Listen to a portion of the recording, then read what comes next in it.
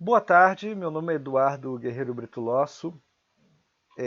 Eu sou professor de Teoria Literária do Departamento de Ciência da Literatura da UFRJ e também do programa de pós-graduação. E estamos falando agora das, das maiores teorias, das teorias mais importantes do simbolismo, né? E estamos falando do elemento-chave que é o esoterismo dentro desse componente teórico, né? E aí o que a gente ia chegar, aonde eu ia chegar com essa frase que é a necessidade de uma mística que não calhe o espírito crítico, é que no caso os simbolistas eles estão exercitando o seu espírito crítico ao mesmo tempo em que eles estão adentrando mais com elementos, com mais repertório mesmo, né? Numa defesa da mística dentro do seu próprio movimento, né? Então, eles buscam sínteses. Então, esse é um momento de síntese. Eles buscam uma síntese entre o elemento espiritualista e o elemento científico, entre o misterioso e o revolucionário, né? Então, eles estão produzindo uma espécie de um ensino da nova escola literária, né? O simbolismo, que vai falar sobre o simbolismo universal e a metafísica das correspondências, né? É importante lembrar que aquele movimento bem esotérico, que é a teosofia, né, que vem daquela médium, a Blavatsky, né, é, inaugurou, a teosofia ela inaugurou uma sociedade teosófica francesa em 1884 e introduziu a sua revista em 1889. Você vê que é exatamente no mesmo momento, estamos nesse momento aí do estabelecimento do pensamento simbolista, né? É, Ao mesmo tempo em que isso acontece, aparecem livros com estudos de cabalistas, de Stanislas de Guaita e papos, né? Esses grandes esotéricos, né? São os grandes esotéricos desse momento aí, que quem gosta desses assuntos conhece hoje, assim, né? Esse tipo de autor, eles foram fartamente traduzidos e tem gente que conhece esse tipo de literatura, tá? Bem, mas o que interessa aqui é o Eduard Chouret, né? Os grandes iniciados, né? Ele está buscando um sonho de reconciliação entre a metafísica e a ciência, né? Ele vai dar resposta a esse desejo de síntese. Ele se queixa pelo silêncio da imprensa sobre o livro dele, e o livro dele assim, teve uma boa vendagem, né? Porque essas coisas de literatura esotérica, os esotéricos eles não estão na academia. A academia tem horror aos esotéricos, né? Isso é uma outra história que eu já expliquei, enfim, não nesse curso aqui, mas eu já expliquei em outras ocasiões.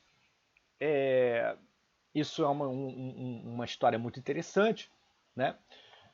Mas não é à toa que ele está se queixando disso, porque a imprensa também não gosta de citar esse tipo de literatura esotérica, né? Então ele se queixa sobre isso, embora ele esteja vendendo bem, né?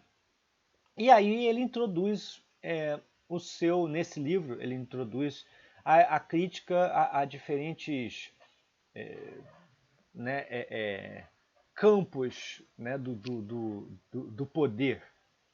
Então ele fala, por exemplo, que a religião cristã formou a alma do homem moderno. A ciência, ele está falando dos elementos positivos, né? Falando da religião cristã de maneira bem geral, né? Você vê que ele se coloca meio fora, né? A ciência libertou o homem de correntes seculares, né? Busca o bem-estar do homem e tal. Cada uma Só que cada uma, tanto a religião cristã quanto a ciência, está fechada em si mesma num dogma estreito, segundo ele. E aí produz uma grande cisma. É a cisma do próprio homem moderno. A cisão profunda da alma da sociedade moderna, em que vive dois mundos inimigos. Quer dizer, o mundo do positivismo, o mundo da ciência e o mundo da religião. Os dois estão fechados em si mesmo, não tem como conciliar os dois, né? Os representantes dos dois não estão um pouco interessados nisso, né? Cada um acha que tem a sua verdade, e o homem moderno em geral, ele vive numa cisão constante entre esses dois mundos.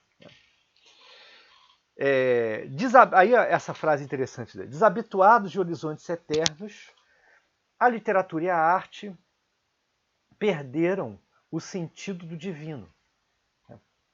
Essa é uma queixa comum, tá?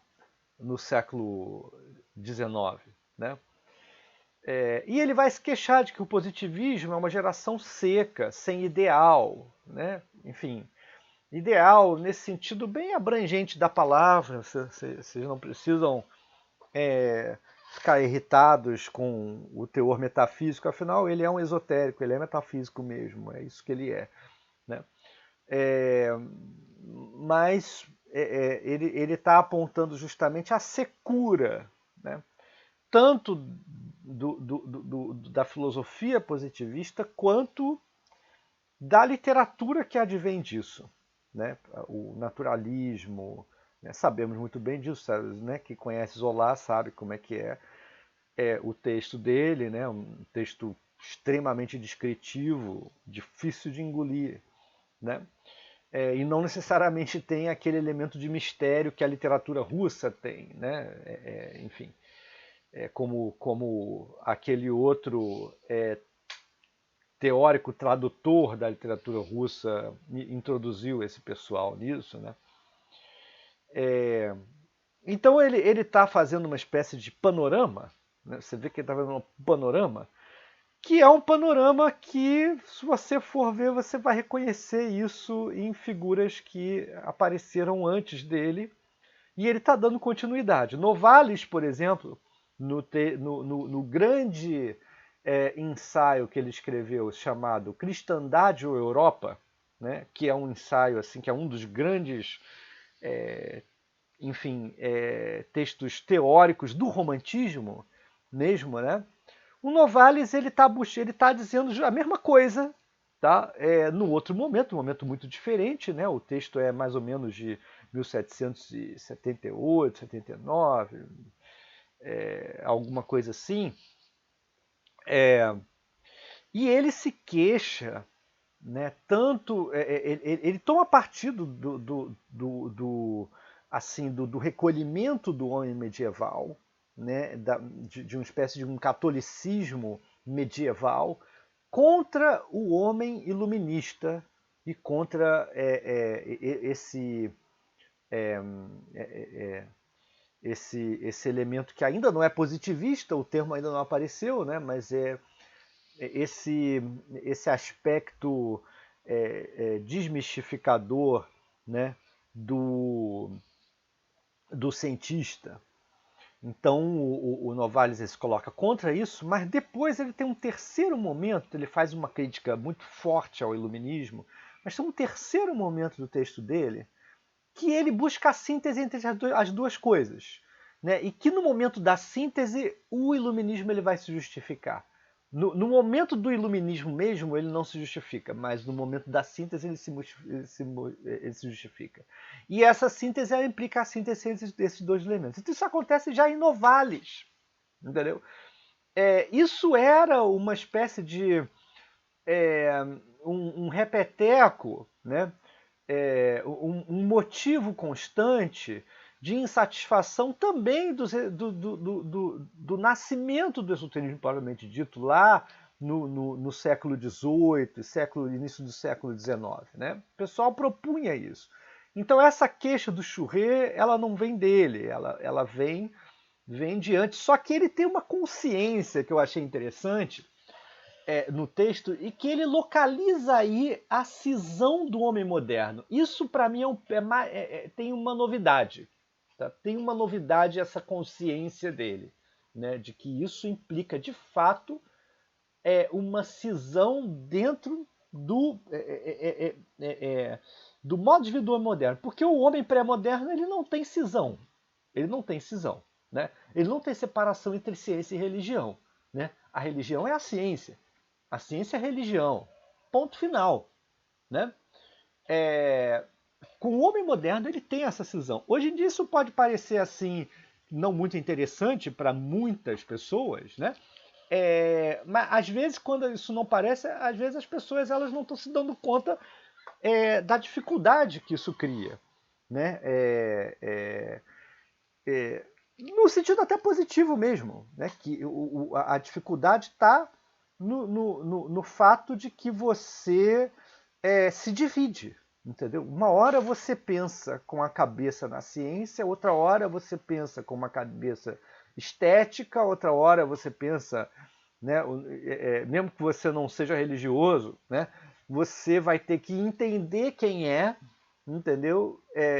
Se você for um pouco mais sagaz, né, e um pouco mais consciente, você vai ter que entender os elementos, né, que estão subterrâneos, até mesmo inconscientes, né, de impulsos religiosos que você possa ter. Eu estou falando assim no sentido bem elementar, assim, de tipo, quando você está no avião e você pensa que o avião pode cair, entendeu? É uma prova de fé do materialista, né? Uma prova de fé do ateu dizer que mesmo nesse momento ele não acredita em Deus. Né? Então ele vai rezar para não acreditar em Deus nesse momento, entendeu? Quer dizer, isso é a prova de fé. Né? Se tem prova de fé para ateísmo é porque no final das contas você vai chegar a ter um impulso religioso aí também. Né? Então, quer dizer, a religião é a infância da humanidade, se é a infância da humanidade, é a sua infância também. Você, na sua infância, você também foi religioso. Então, se o inconsciente ele é propriamente infantil, né, não tem como não haver o inconsciente religioso em todo mundo. Né? Então, por mais que você se considere emancipado, completamente emancipado da religião, você vai ter algum elemento da religião agindo em você. Né? Então, essa cisão ela é um fato. Né? Então, eu acho que o Churré ele tem uma consciência disso interessante. Tá? E aí ele vai buscar. Aí vem um fator interessante, que é bem desse tipo de teosofia que tem toda uma história. Não vou falar a história, mas está vigorando aqui nesse esoterismo de final de século, né? Que você vai retornar aos antigos e aí você vai procurar fazer a sua história desses antigos. Né? Você vai procurar mostrar os marcos gerados da religião e da filosofia. Aí você vai dizer, você vai falar de Pitágoras. A Pitágoras, Buda, entendeu? Moisés, entendeu? Assim, né? Os grandes nomes da religião, os fundadores da religião e os grandes nomes da filosofia. Filosofia no sentido bem mais abrangente do que a gente pensa filosofia no sentido estrito, né?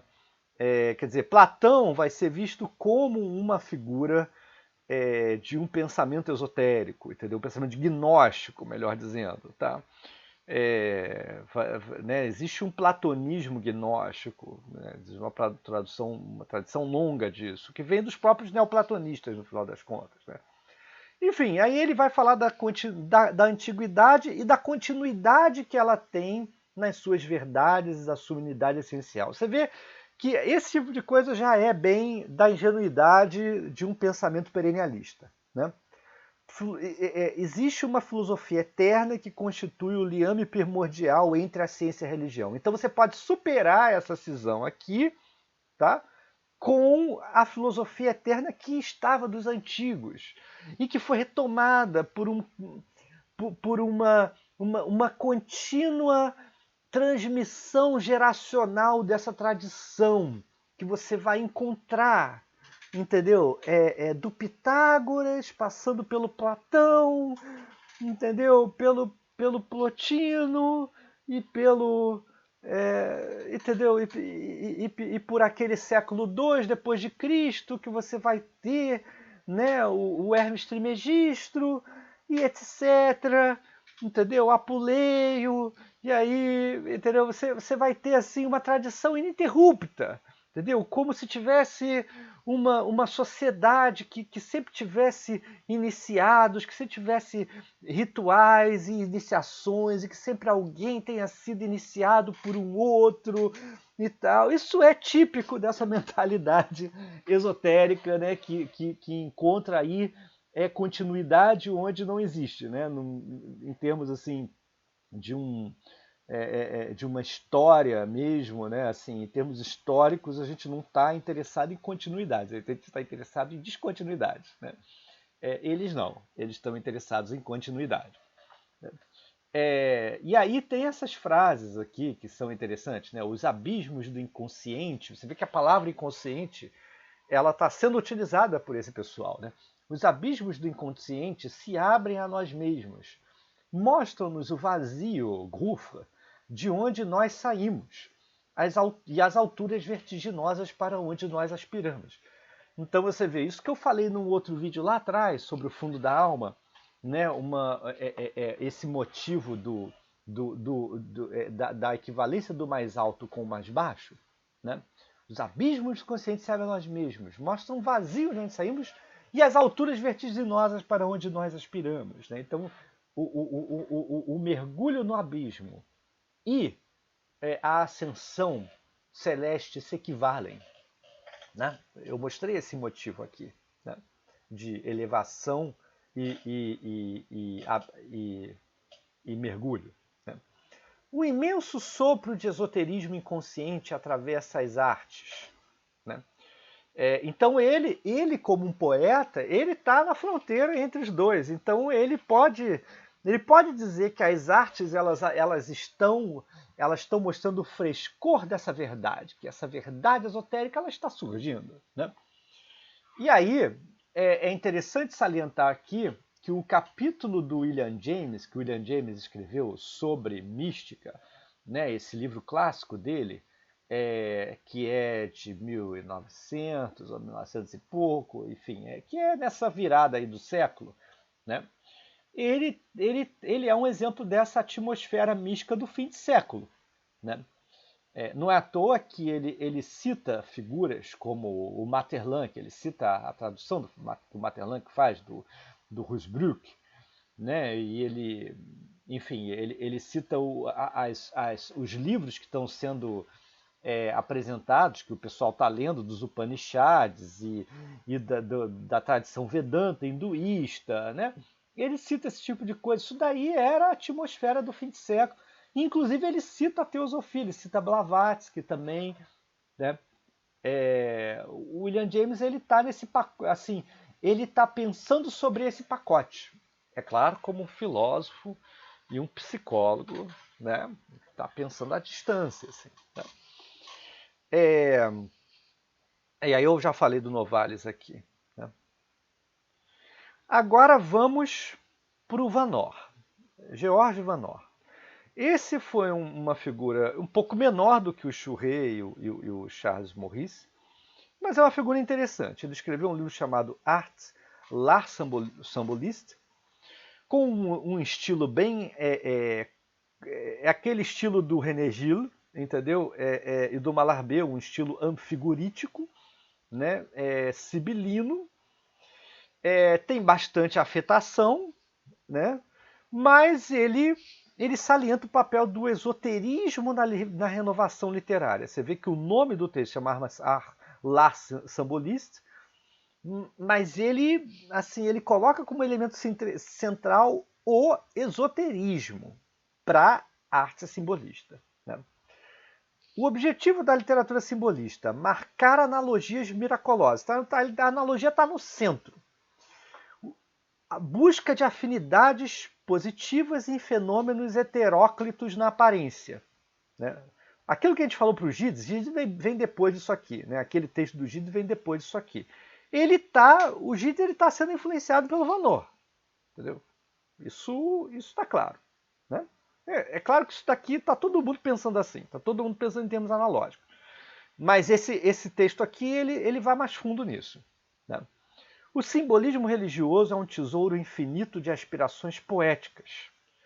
E aqui, isso aqui é um comentário meu, aqui podemos entender o papel dos símbolos litúrgicos no simbolismo. A poesia revivifica a força poética dos símbolos religiosos. Se você ler Cruz de Souza, ele, vários momentos ele vai falar assim das esculturas de Cristo, dos vitrais, das esculturas dos anjos. Então assim, tem um olhar que o simbolista tem sobre assim, a igreja como obra de arte, né? O espaço sagrado da igreja como obra de arte. Né? Isso vai ser interessante para os simbolistas. Então, é claro que eles vão estar muito atentos a isso, a esse tesouro infinito de aspirações coléticas que é condensado no simbolismo religioso. Né? A poesia, tá. Aí tem a criação. A criação é um livro de Deus, então o livro do mundo, esse tópico constante, essa metáfora central, né? Na, que vem da Idade Média, né? Aparece com mais clareza em Agostinho. E, enfim, tem toda uma tradição, uma história longa passando, né, pela era moderna, enfim, do livro do mundo. O homem não conhece as palavras desse livro de Deus, mas o poeta ele é dotado da ciência desta língua. Você vê que o Gide ele vai repetir isso aqui, ao modo dele, mas ele vai repetir isso aqui. Então o Vanor, embora ele não seja tão interessante quanto os outros, ele tem um componente aí que vai influenciar o Gide diretamente. Né? Bem, e aí depois vem o meu preferido. Calma aí, ainda tem, desculpa, o Charles Morris, né? Mas ainda vamos terminar aqui o Vanor. Então ele diz que o poeta decifra seus hieróglifos. Essa palavra hieróglifos era uma palavra da filosofia hermética renascentista, era uma palavra típica, né? E a gente está reconhecendo toda essa mediação que o Swedenborg fez também. Né? Então você tem o desdobramento da sabedoria despossuída do poeta, do íon do Platão, se você encontra isso aqui. Inclusive você encontra um componente que está num texto que eu escrevi esse texto sobre a história da ideia da relação entre poesia e magia. Né? Você percebe, por exemplo, que o Agripa, que é um desses grandes filósofos herméticos, né? Ele coloca o mago como a grande figura, né? O centro da cultura do seu tempo. Né? O mago é aquele que produz as relações analógicas e consegue ter poder sobre o mundo. Bem, um dos grandes poetólogos barrocos, Martin Optis, tá? O primeiro grande, podemos dizer que é o primeiro grande, digamos, pré-teórico da literatura alemão, tá? Esse cara, Martin Optis, ele vai ser influenciado pela ideia de mago do Agripa e ele vai dizer que o poeta é um grande mago. Tá? Então você vê que existe uma tradição que já é barroca de reunião entre o lugar do poeta e o lugar do mago, que vai aqui agora se desdobrar nessa estética do poeta como o cara que decifra o livro do mundo. Né? Então isso é...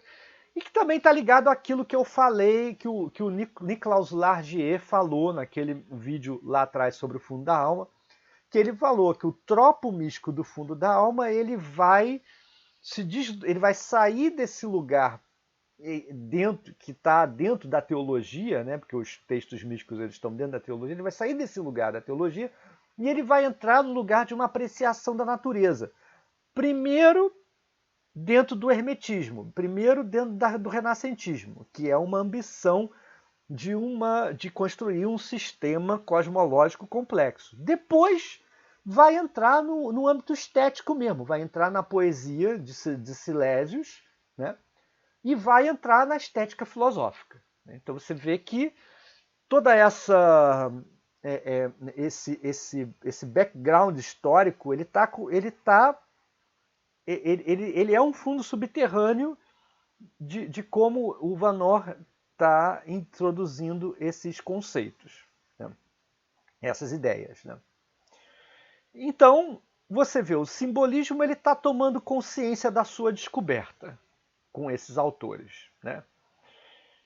Agora, quem realmente integrou dados filosóficos à doutrina literária nascente, essa pessoa foi o Charles Maurice. Tá? Esse aqui é o grande teórico do simbolismo. É esse sujeito aqui. Né? Inclusive por isso vou parar esse vídeo e vou entrar no outro. Porque o Maurice ele merece um vídeo para ele.